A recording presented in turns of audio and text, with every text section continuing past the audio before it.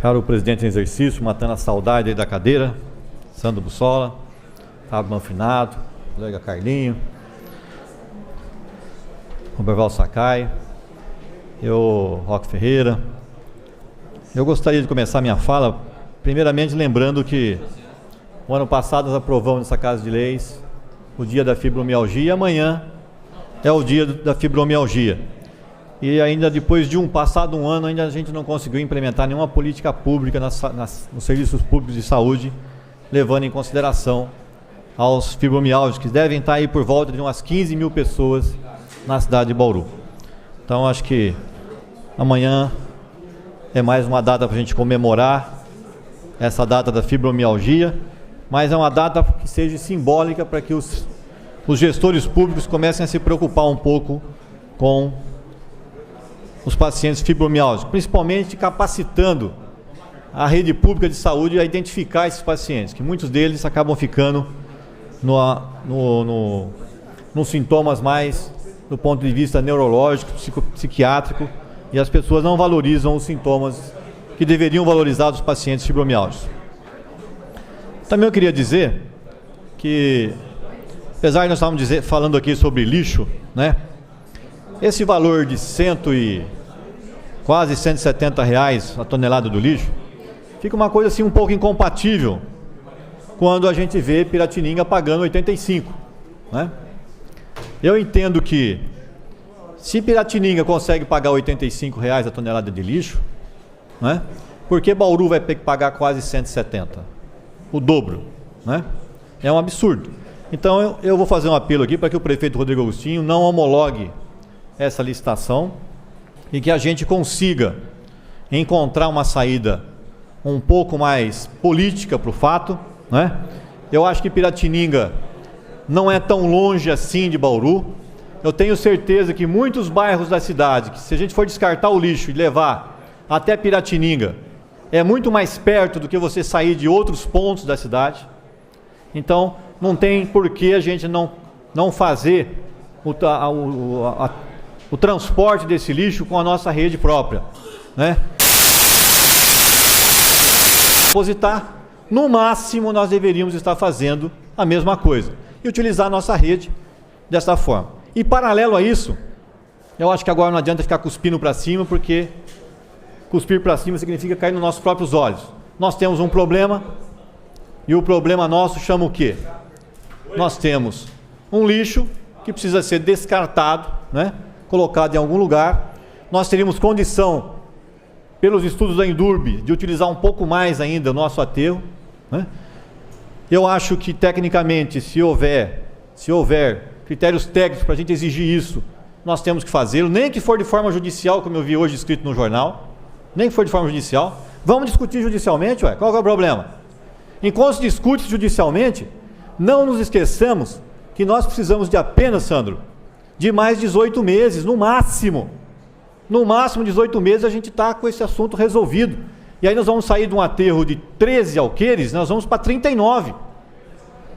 Nós temos o nosso problema resolvido para mais 20, 25 anos, se tomarmos como referência que nós podemos aumentar a coleta seletiva de lixo. Então não é a hora de a gente ficar querendo fazer uma estripulia em cima desse fato. Eu acho que agora é a hora da gente conseguir, de forma política. Nós temos o deputado Pedro Tobias, nós temos o deputado Arnaldo Jardim, que estão lá dentro do governo. Nós teríamos condição de chegar na CETEB e dizer, ó, é muito dinheiro para Bauru colocar isso como um gasto próprio do município. Nós não temos condição técnica, financeira de fazer isso. Precisamos usar mais esses 4 mil metros. De forma política, vamos pedir essa licença. Se não der de forma política, vai judicialmente. Enquanto a gente discute isso judicialmente, passou-se um ano e meio, e aí a gente tem o nosso aterro. Não há por que gastar esse dinheiro. Então eu espero que o prefeito Rodrigo Agostinho esteja nos ouvindo, né? Eu acho que não é a hora de homologar esse tipo de situação, e se nós agirmos de uma forma mais sensata e menos emocional, eu acho que a gente tira uma solução política para esse tipo de situação. Eu queria agora que a TV Câmara colocasse a primeira foto. Pode pôr a primeira foto. Sábado foi a convenção do PV aqui da região, o Gazeta se elegeu aí nosso coordenador regional. Eu não estive presente porque eu estava aqui no Congresso de Oftalmologia em Rio Preto. Nós apresentamos 5 casos aqui da nossa região que passaram pelas nossas mãos, na mão das nossas equipes lá no Hospital de Olhos. Pode passar o próximo. Aqui estão os colegas que acabaram me acompanhando no Congresso. Aquele senhor ali que está no meio, logo do meu lado, aquele é o Dr. Tadeu Civintal. 87 anos de idade, ainda está em perfeita forma, super atualizadíssimo, né? E foi muito interessante que quando eu apresentei o caso daquela mulher que chorava as pedras, ele no primeiro momento ele olhou e falou, isso aí eu acho que não existe. Depois que eu terminei o trabalho, ele falou, realmente você está de parabéns, porque o grande mérito seu foi ter acreditado na paciente, né? E ter levado isso para frente para poder chegar pelo menos num diagnóstico mais certo. Mas também o Congresso, vereador Sakai, foi muito importante porque o Conselho de Oftalmologia, pode passar o próximo, ele mostrou o mais acesso à saúde ocular. Eles discutiram isso em dezembro do ano passado, lá em Brasília, e juntamente, no Senado, para vocês terem uma ideia, e juntamente estava presente, representando o Ministério da Saúde, o José Eduardo Fogolin Passos, que é um bauruense. Ele estava lá discutindo a oftalmologia juntamente com o Conselho de Oftalmologia.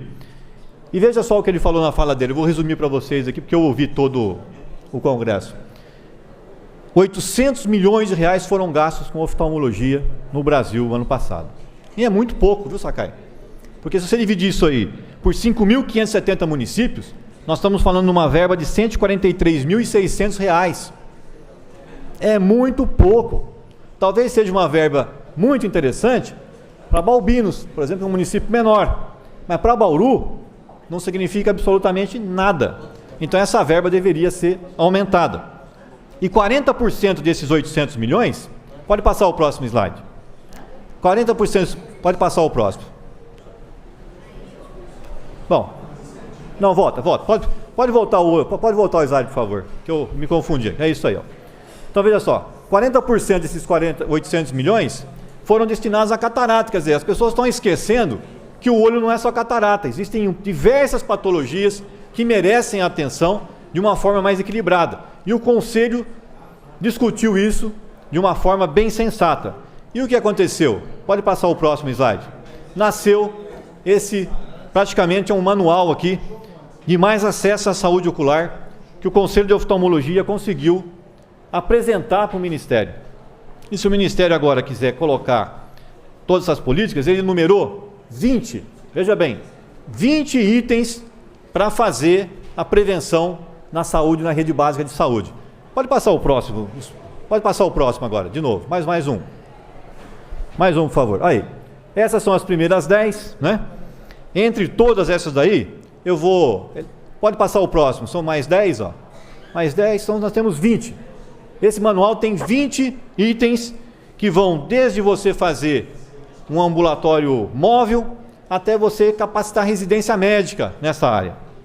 Pode passar o próximo agora.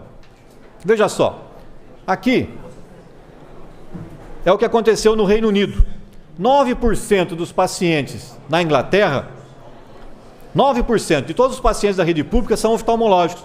E lá eles criaram uma oftalmologia comunitária, ou seja, vai aquele médico, faz a triagem, né, dos casos que precisam fazer um óculos, aquela parte mais prática, mede a pressão do olho, né, faz um exame de fundo de olho com fotografia, e através da telemedicina, ou mesmo os casos que vão para a cirurgia, encaminha com um hospital especializado.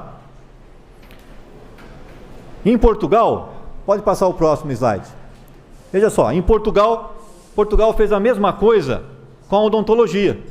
Ele criou um vale, onde as crianças e os idosos vão lá no governo, o governo dá um vale e as pessoas vão fazer o tratamento dentário, tanto do idoso quanto das crianças. Então, o SUS, ele utiliza a rede particular, a rede privada, para poder dar essa resolutividade. Santa Catarina está dando um passo muito grande nisso, né? Colocando aí um projeto semelhante a esse de Portugal. Pode passar o próximo, só para vocês verem como nós não estávamos na contramão. Atuação, item 10 do Conselho. Atuação itinerante, mais saúde ocular para o escolar. Nós aprovamos no ano passado um projeto de lei aqui dentro, exatamente para isso, para examinar as crianças na rede pública. E o Conselho, junto com o Ministério da Saúde, está querendo implantar isso agora a nível Brasil. Nós já começamos isso há um tempo maior. Pode passar 2 slides aí, vai em cima da foto para mim. Pode passar o próximo, por favor, e o próximo. Olha só. Veja, Sandro, isso aí é um aparelhinho que custa R$34 mil. R$34 mil você faz uma foto do fundo do olho. Uma enfermeira pode fazer um negócio desse. Ou seja, todos os pacientes diabéticos da rede poderiam ser triados por uma enfermeira, ela faria o fundo de olho e por telemedicina depois você teria condição de atender esses pacientes, né? Aqueles que precisassem, como por exemplo essa foto do lado ali, que é o sangramento quando o paciente precisa de laser. Então só para vocês verem como existem condições da gente estar implantando metodologias novas no município de Bauru. Obrigado, presidente.